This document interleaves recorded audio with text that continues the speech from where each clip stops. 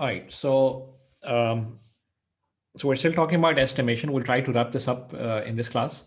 In particular, so remember, we talked about maximum likelihood estimation. We talked about maximum a posteriori estimation, map estimation, ML estimation. And then we talked about quite in some detail what is the link between ML and map.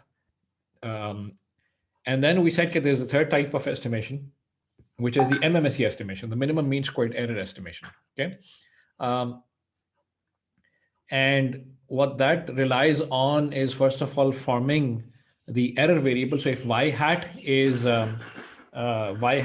your estimate and y is actually the variable that you're trying to estimate, you just form the error variable, which is z, which is just a difference between y and y hat.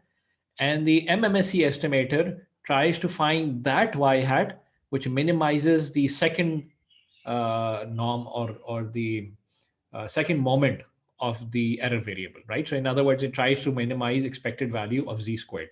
So amongst all classes, so remember you have observations x available. X bar is a set of observations that you have available. And amongst the set of all functions that apply on these x bar, the function that minimizes the mean squared error is this conditional expectation operation, right? So as which this theorem indicates, right? So the minimum mean squared error is achieved when the estimate is equal to the conditional expectation of y given the observation x, given the set of all observations x, right? So I use the x bar here, right? So x1, x2, all the way up to xn, okay? So this is called the MMSE estimator, right? So this is the MMSE estimator. Now, oftentimes this MMSE estimator is quite difficult to compute. So difficult to compute, there are computational costs associated. So often this is nonlinear, right? In order to avoid, or in order to come up with the method which is not as computationally complex, what we often resort to is sometimes called the linear minimum mean squared error estimator, right? So this is 3.1. This is linear minimum mean squared error. So this is LMMSE estimator.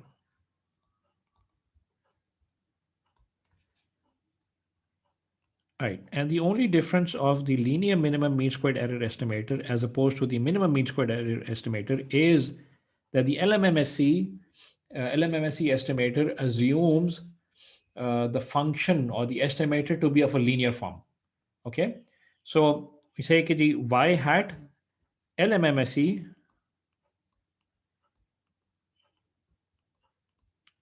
is actually equal to of this form. This is a1 times x1 plus a2 times x2 plus dot dot dot dot all the way up to a sub n times x sub n. So this is just a summation I equals 1 to n ai times xi, right? Where our assumption, of course, is that a1 through an are constants. They're not random, they're deterministic, right? So the linear minimum mean squared error estimator, what that really is just linear. So whatever observations you have, take a LMMSE kya karta hai? It just forms a linear estimate or a linear function or a linear combination, right, of all of the observations in a very, very careful fashion. So these A's have to be chosen, right? Have to be optimized over. So I've not said anything about where these A's come from. All I've said is, okay, A's are some constants. Okay? So how should these constants be chosen? Kya khayal hai? Kyun, Ghazi?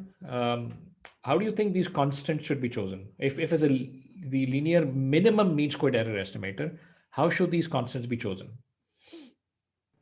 I'm not sure, but it should be like a minimization problem. Choose the weights in a way that they minimize the mean Minimize the square mean square error. mean squared error. That's exactly what you should do. Mohsin, you want to say something? Sir यही कहना था कि according to the deviation from a linear relationship उनको edge के weights को ऊपर नीचे किया जा सकता है. या सो एज के वेट्स को ऊपर नीचे किया जा सकता है, बट जितना मर्जी ऊपर नीचे कर लें, the combination stage linear. I mean, so there is no deviation from linearity. If that's So the what you were trying to deviation do. of each x from a linear relationship उस Okay, but perspective से. yeah, but whatever A's are, this is always a linear relationship, right? Perhaps you might get a deviation from the non-linear relationship minimize कर दें. नहीं sir, not exactly. मैं Okay. समझ ये रहा था कि ये x की जो भी रियलाइजेशन आएगी उसको आप एक लिनियर रिलेशनशिप पे मैप करने की कोशिश कर रहे हैं ना, जो y हैट आपका जिससे एस्टिमेट हो सकता है. Okay, okay. So here's the first thing here. Remember, the A's cannot be a function of the observations, because if it's a function of the observations, A's are not really constant, they're random as well. Okay, so that's the first thing. A's are constant. So that means A's cannot depend upon the exact realization of the observation that you had, but rather A should depend on the statistics of X and the statistics of Y. Okay, so let me outline what the objective function should be, what the objective function is that you need to minimize. Okay, so the constants, right? So the constants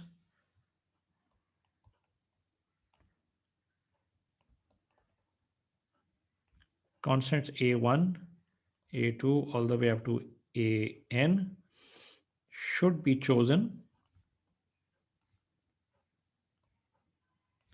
so as to minimize, as Ghazi said, the mean squared error.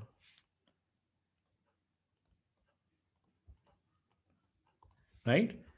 And what is the mean squared error? The mean squared, by definition, is the expected value of the squared of the error. And what is that error? That is y minus y hat. Y minus y hat whole squared, right? So this is what you should minimize. And if I just write y hat as a function of A's, right? So this is my objective function that I need to optimize over. So this is expected value of y minus summation I equals 1 to n a sub I x sub I whole squared. So this is the objective function that I need to optimize over, right? And what are the variables that I'm optimizing over? The variables that I'm optimizing over are A's, okay? And the objective function is this, okay? Now, Shoaib asked, could we have used norm instead of expected value? So norm, Shoaib, आप second norm की बात कर रहे होंगे most likely, right? So which is, right? But the second norm, as you're used to, is there's no expectation there, right? So if you just plug in x, the observation x's and the y's in this second norm, what you would get, that norm is going to be a random variable as well. Okay? But what you need to do is you need to minimize the expected value of that norm, the average second norm. This is what you're trying to do. Remember, everything is random. So you're not saying कि मैं इस realization के लिए error minimize करूंगा. What you're saying is you're trying to minimize the squared error, the mean squared error, the squared error on average. You're trying to choose A's which minimize the squared error on average. That's why it's called the mean squared error.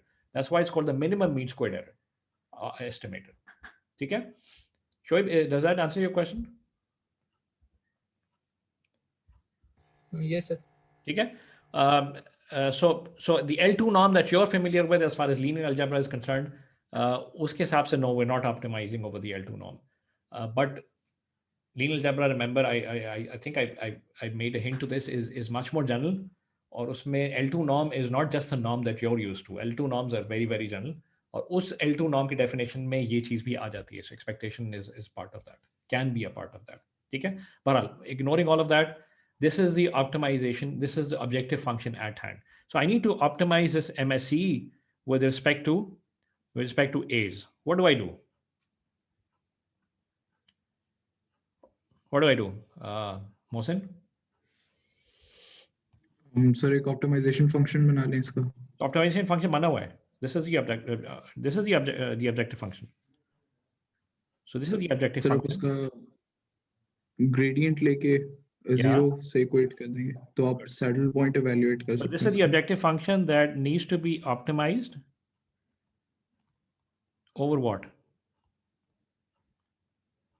Over the variables or the constants a1, a2 through an. Okay? So as you said, we're going to have to compute the gradient. Gradient with respect to what? The gradient with respect to these constants. Okay? Each and every one of those constants, and equate each and every one of those gradients to equate them to be zero. Okay? And that will yield a solution. Okay? So differentiating this,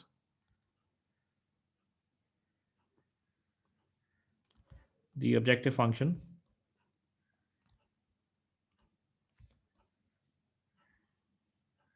with respect to ak, right? Where k is a variable that I can choose to be any one of these values, right? So I need to differentiate. So I just differentiate this with respect to ak. Differentiate what? The MSE, right? So this is the derivative with respect to ak of what? The expected value of the mean squared error, which is y minus summation. So in order to just make things clearer, let me write out the summation. This is a1 x1 minus a2 x2 dot dot dot minus an xn whole squared. So what is the derivative of this objective function with respect to a sub k, where k is any value from 1 to n?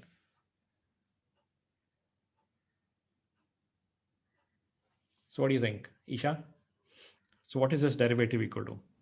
Sir, when we are doing it with respect to a1, we will only be left with x1. All other terms will be 0.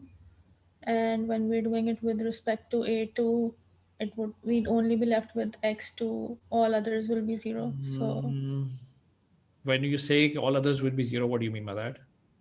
a2, x2, a3, x3. Okay.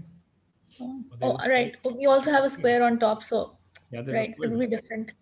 हाँ जी, तो क्या? So, we will have 2 times of Right. So this x1. is 2 times expected value of, because expectation is linear, as a linear operator, the derivative can go inside because the derivative is respect to a constant.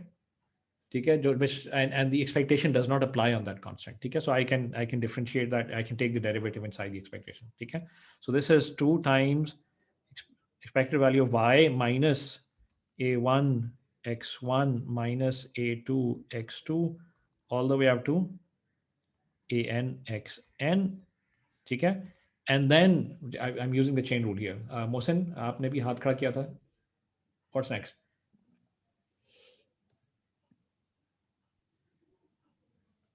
Sir मैंने हाथ नहीं वैसे खड़ा किया था लेकिन sir ये function का आप डेरिवेटिव ले लेंगे ना आप. Right. So जो स्क्वायर के अंदर फंक्शन था उसका derivative with respect to what? With respect to a sub k. a k. Right. तो सर सिर्फ वो वाली टर्म्स रह जाएंगी जिसकी a k पे डिपेंडेंसी होगी. Right. So a k वाली डिपेंडेंसी कौन सी है माज? Sir, minus x of k. Minus xk, right? So this is, because minus hai, so this is xk, and there's a minus sign. I can pull this outside, and this must be equal to 0. Okay. Now I can try to write this in a slightly, it's a nicer form. Okay.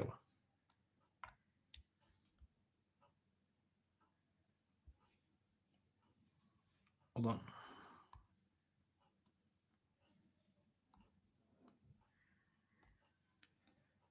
Okay, so and that's like nicer form is what is that 2 times expect, or actually 2 can go away, right? Because it's equating to 0. The minus sign goes away also because it's equating to 0.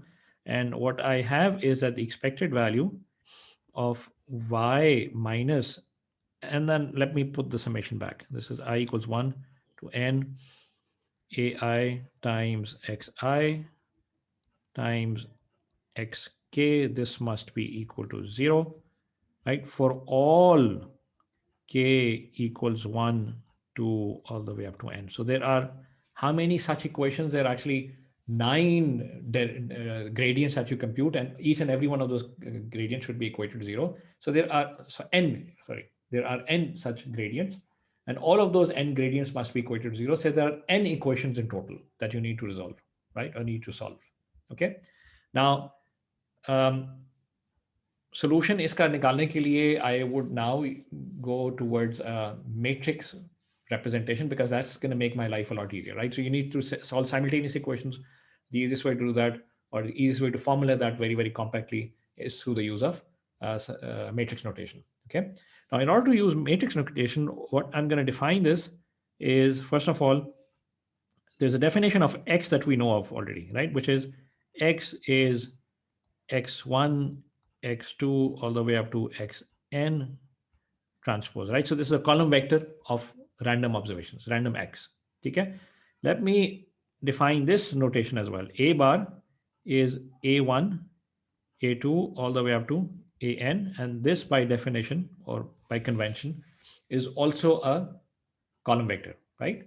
If these are the definitions I make, I can write this as expected value of y minus x transpose. So let me pull this down below a bit.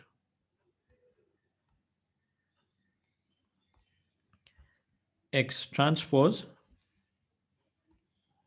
times what? So A bar. Okay. And then I have a xk here. Should be equal 0 for all k equals 1 to all the way up to n. Okay.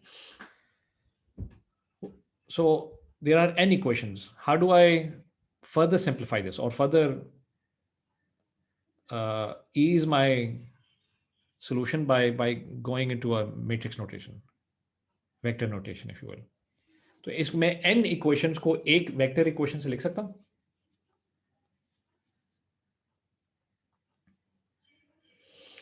What do you think, Shoaib? So I have n simultaneous equations, right? I want to transform those n distinct simultaneous equations into one matrix equation. Ji Isha? Sir, inner product. Inner product की हमने कभी बात नहीं की यहाँ पे, इसलिए I don't want to go there. I mean, there's a matrix notation you could use. जी मोहसिन? सर ये सिर्फ xk को आप जनरलाइज अगर कर दें, Yeah, what do you mean by that? Good. क्योंकि x transpose a is a scalar और y is a scalar, Excellent. तो आप सिर्फ xk को वेक्टर बना दें. Excellent. So The that's expectation. right. Excellent. ठीक है, so this implies that this is expected value of, यहाँ पे मैं x bar लिख देता हूँ बस, and this is y minus x transpose times a. This must be equal to the 0 vector, right? Where the 0 by definition or convention is a column vector with n zeros in there. Okay, so there are n such conditions, therefore. Okay, and the reason why I can do this is because, as Mohsen very rightly pointed out, that y minus x transpose times a is actually a scalar, right? So I'm just multiplying that scalar with a column vector, which would yield n equations. Okay, acha. There's one thing that I forgot to mention here, which was k. Right, so these equations are called orthogonality conditions.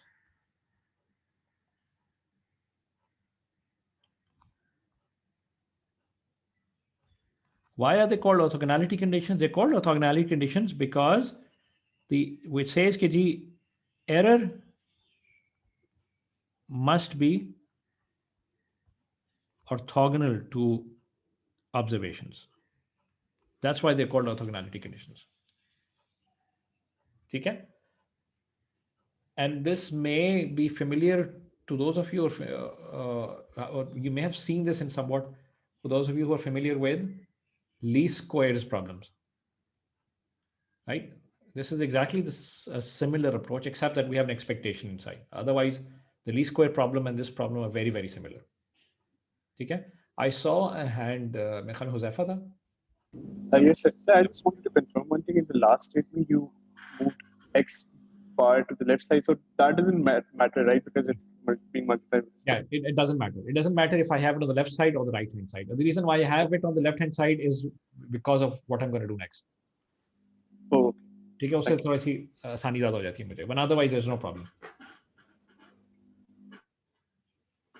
ठीक है?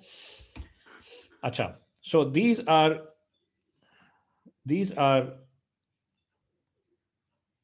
so n orthogonality conditions.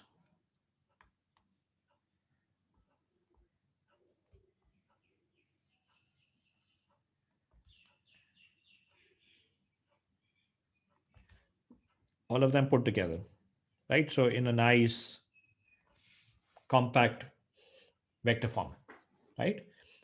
Let me just try to expand this a little bit and come up with even a nicer expression, right? So this is expected value, because expectation is linear. I can say this is x times y minus, and then this is expected value of x times x transpose, and then the a vector can go outside. Why can it go outside? Because a is nothing but a constant, right? So because expectation is linear, so a can be brought outside. Okay? So this must be 0, right? So let me call this vector as p. Remember, this is a p vector. This is a vector. Okay? And what is this vector? Or matrix, rather. Identity. Why is it identity? Sir, we're taking a product of X with its transpose. So this is a matrix, right? So there's, as Khalid rightly points out, this is the correlation matrix of the vector x, right? So this is Rxx, what we did earlier. Okay? And from here, we have the solution. And that solution is that the A vector should be chosen as the correlation vector of a matrix of X inverse times this P vector, right? So this is our LMMSE solution, okay?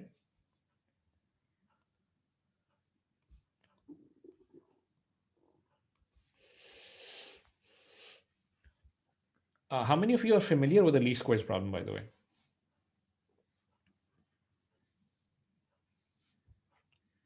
Okay. So ADSP जितने पढ़े हैं लोग, सब, all of them must be familiar with the least squares problem. और जिन्होंने कभी machine learning कभी पढ़ी है ज़िंदगी में, they must also be familiar with the least squares problem. And for those of you who are familiar with the least squares problem, you may be able to see lots and lots of similarities here, right? So Gramian matrix होता है, so यहाँ पे it's just the correlation matrix. ठीक है? अच्छा, any questions here? So this is the LMMSE solution, right? So this is the linear minimum mean squared error solution.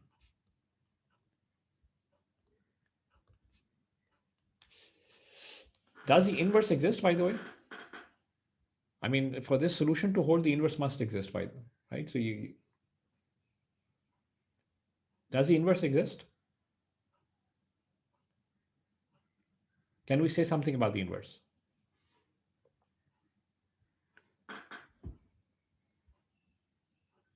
Gmaz. Sir I think exist करता है क्योंकि positive definite थी matrix Yes, remember right. Correctly, तो वो Positive rank full rank होगी full तो rank. इस Right. तरह So से। therefore this, the inverse exists, right? Except for the pathological case where x is 0. Right? If x does turn out to be 0, so there's no use in having that observation um, play a part in that estimation anyway. Okay, so that should be discarded anyway. Okay, G Mohsin? Sir, I might have missed a point. Like, did you describe why the MMSE solution was difficult to evaluate?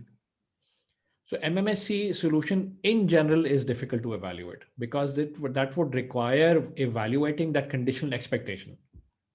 Okay? And that conditional expectation would then require the joint PDFs, conditional PDF of y given x. Okay? That may have a very, very cumbersome form, right? Depending on what the relationship between x and y is, right?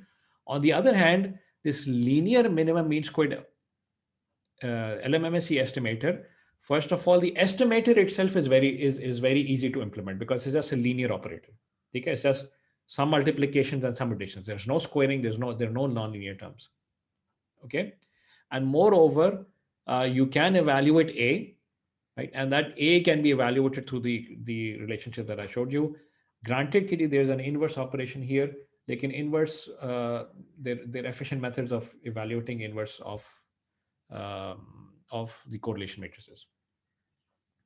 Okay, so it is computationally more feasible than typically computationally more feasible than the MMSE estimator.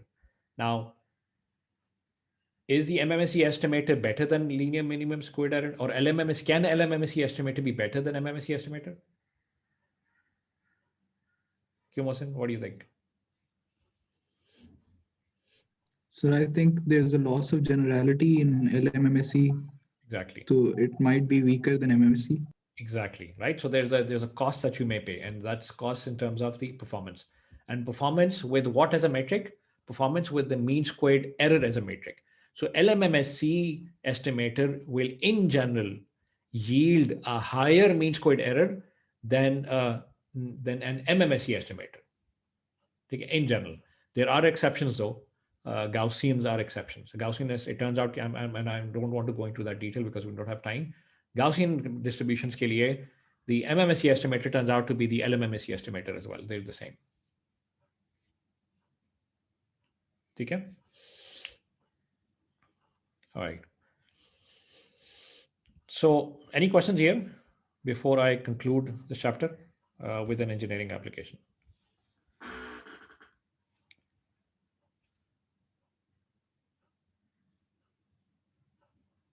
Okay.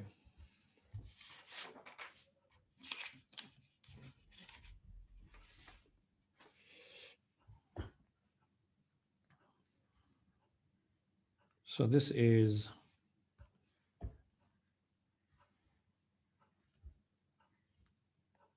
an example, if you will, and this is actually from the end of chapter engineering application section, and this is linear prediction of speech.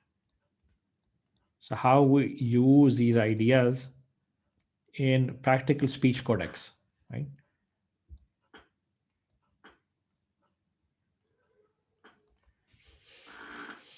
Right, so speech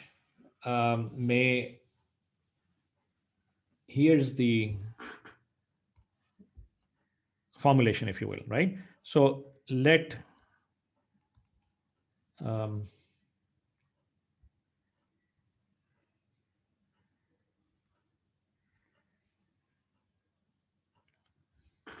okay, so so speech, right? So there's a let's say the speech is a time, is a function of time, right? So whatever I'm speaking is a function of time, and let me sample that function, or let me sample that signal at regular time intervals. So I have a sampled speech signal, right? So a discrete time speech signal. Okay. Now that speech signal is random, right? So that speech signal is random. However, there is memory in the speech, right? Because of which it yields efficient methods of predicting. When I say memory, okay, whatever I am speaking, for example, as a word, the past has a bearing on what the next sample is going to be, right? So if I were to formulate this a little bit, which is let xn xn minus 1 xn minus 2 all the way up to some finite window of samples that you observe be samples of speech. Okay, so these are samples of speech that I've obtained by sampling from continuous time to discrete time, right? So x sub n is the current time sample, or the speech sample. Xn minus 1 is the immediate past. Xn minus 2 is 2 instances in the past, and so on and so forth. Okay, the linear prediction of speech tries to the question that we want to ask in that is, can we use the past samples to predict what the future sample is going to be? Okay, so linear prediction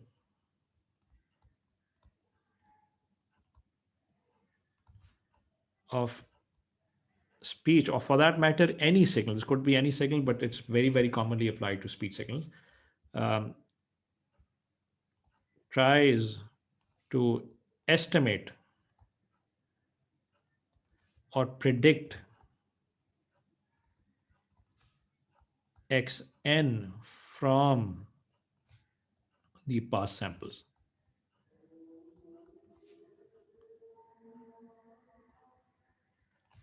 What samples? Xn minus 1, Xn minus 2, all the way up to X of n minus n.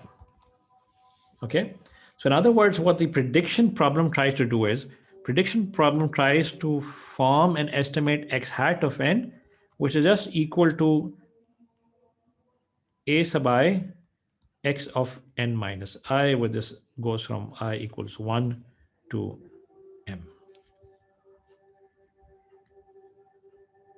Okay? Any questions here before so let's just try to get clarity on what this is really doing. Estimate hai kya? Right? Let's just try to get clarity on this formulation per se. Okay? Formulation samajh aayi ya nahi aayi? Right? So what is this formulation? What this formulation says is that I have some past samples in my buffer, if you will, right? And I'm trying to use those past symbols in my buffer to try to predict what the current value is going to be, or the current value that I'm going to say, right? The sample that's going to come in. Okay? And it turns out that speech has a lot of memory, right? And in general, signals have lots of memory, right? So you can use the past to try to get an estimate of what the future is going to be, or what the present is going to hold. Okay? And this does not, by the way, just applies to speech only, right? There are lots of real world applications where you could use this prediction.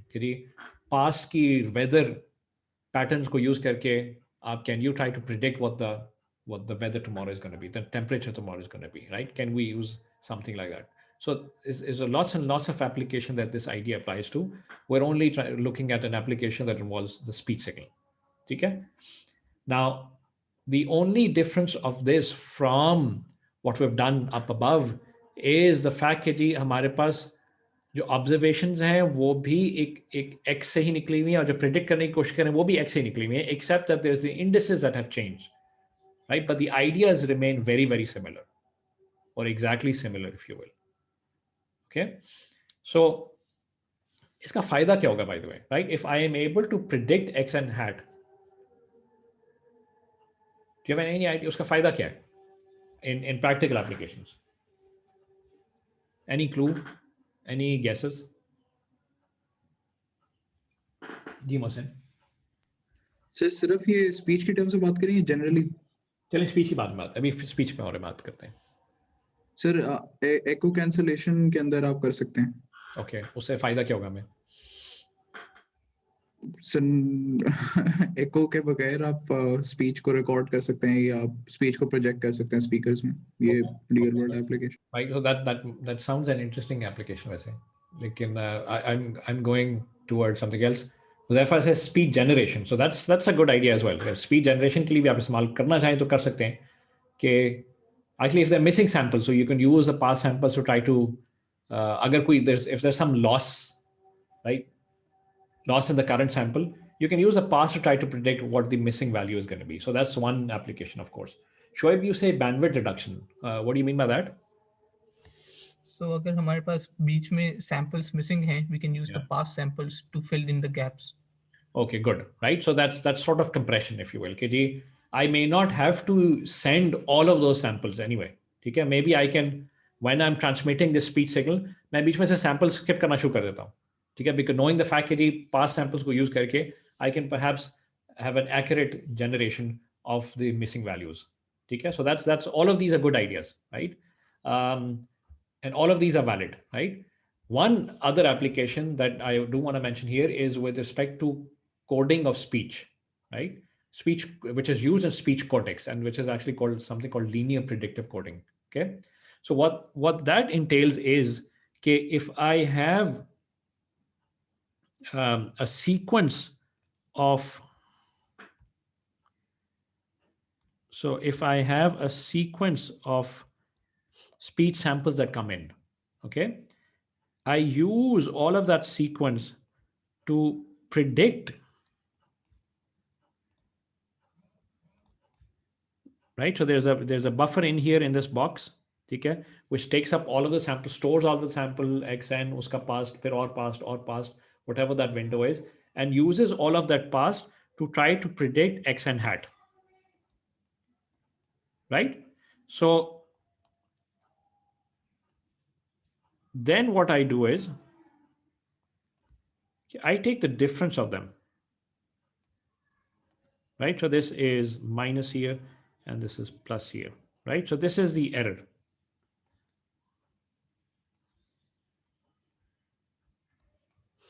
And if the prediction is good, what would I expect? If the prediction is good, I would expect the error to be small, right? And when I say the error to be small, what I mean is कि उसका mean squared error small होगा. Okay, how is that beneficial? The way it is beneficial is कि if I put this into a quantizer now, right? Because remember, digital speech signals are all actually digital, right? They need a finite number of bits to represent each one of the analog samples. Okay, so you need to have some sort of quantization where a continuous amplitude signal is reduced to a discrete set of values. Okay, and this is the quantized output, right? So what do you think is error के छोटे होने से क्या फायदा मिलेगा हमें?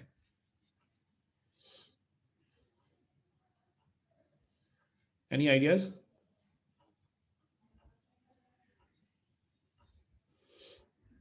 Ji Mohsin? Sir, the same amount of information in xn can be recreated using a small error and the predictor values. Okay. तो आप अगर सिर्फ error vectors को transmission के दौरान use करें तो आप कह लें कि the same information is being encoded in a smaller data. Smaller data, excellent, right? So that's exactly what this would mean. If the error is on average small, right? What that means is you need a smaller number of bits to represent that. Okay? And the basic idea that I can give you here is, okay, let's say if you had a signal or amplitude which was between minus 10 volts and plus 10 volts, and you were quantizing it using 5 bits or 6 bits. Okay? On the other hand, if that same signal was between minus 5 volts and plus 5 volts, and you were quantizing it with the same number of 6 bits, right? The distortion that you're going to get in the second case is going to be smaller than the distortion that you get in the first case, or the loss in information is going to be smaller in the second case compared to the first case. Okay? So as you keep on reducing the dynamic range of the signal that you're quantizing for the same number of bits, the distortion or the squared error is going to be smaller. Okay? Now I know that there's an inherent randomness here as well. So the error is just going to be the distortion is just going to be an expected distortion.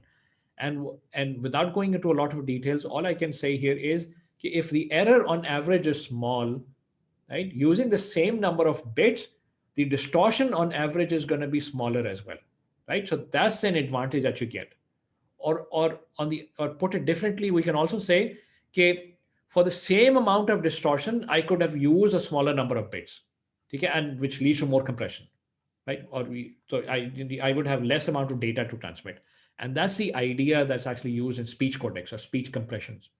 Okay, speech compression means this is what you use. Okay, so and this QN actually follows, and there is a compression algorithm here that applies onto it, and this, because of this linear prediction, you can use a smaller amount of bits to achieve the same distortion. Okay, and this is something called linear predictive coding of speech, and is very, very widely used in speech codecs.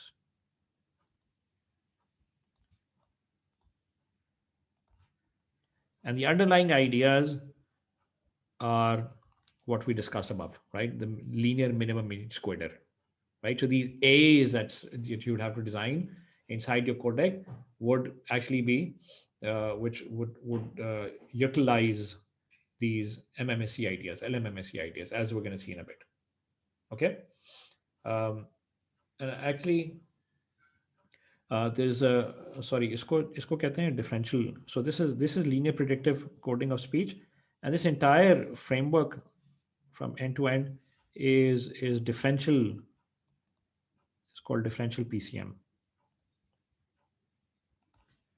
and I don't want to go into a lot of details. We don't have time for that. PCM stands for what? क्यों गाजी? PCM का नाम सुना है? No sir, या फिर recall नहीं हो रहा अभी. So it's pulse coded modulation, PCM. Right, and the reason why it's called differential is because pulse coded modulation. Yes, good, Maz. And the reason why it's called differential is because you take the difference first and then you encode the difference. How do you decode it? There's lots of details available in the textbook. Not lots, but there are details available in the textbook in the last section. I am not going to go into those details here. Okay? Acha. With that,